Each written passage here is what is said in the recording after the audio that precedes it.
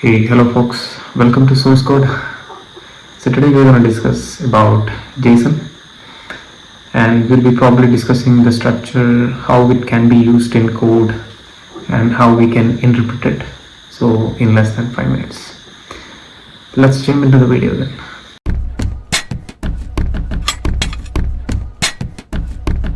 So JSON basically stands for JavaScript Object Notation. So it's a lightweight format used to store data, and you can exchange data between API calls and a server and a web app. So that's the main use of JSON.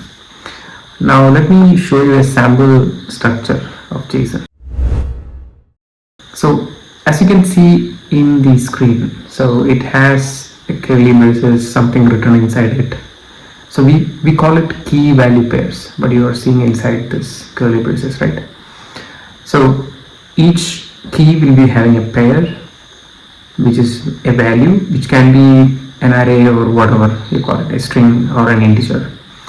So we have key and value pairs inside each JSON curly braces. So that's how this is being designed and to be used. So basically it uses, so we call these as objects. So all these JSON curly braces, single JSON curly braces is an object. So we can make JSON inside a JSON.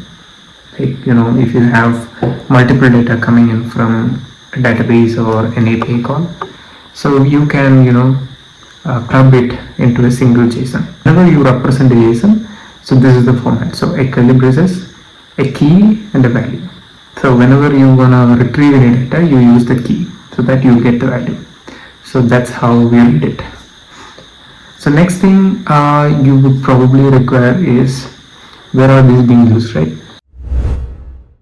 So it's being used in APIs, databases, then any web server architecture kind of, any API calls. Mainly the whatever you use, like Facebook, Instagram.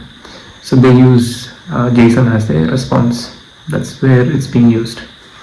Now the next thing you would probably want to understand is, I'll take you to a website. So this website, I will paste this link in the comment section. So this link will take you to one of the major response of an API. Now as you can see in this response, so this has around many number of objects inside, and it has an outside curly braces. Now if you can see the ID has an integer number 1, 2, 3, 4, like that it goes. And the other thing is it has a lot of properties. So properties in the sense it has a lot of keys and values. So this is how actually a JSON will return from a website or a server. This is how it is represented. Now why JSON is used everywhere is because there are 3 reasons for it. So it's easy to understand. Even of any languages it can be used. That's the main advantage of JSON. So and also when you work with these JSONs, you'll get to know that it will be very easy to parse this data. So if you want to split this data and take only particular value from it, just call with the key, you'll get the data. So this is the overall usage and why JSON is being used. So we'll catch up with another video. Till then, goodbye.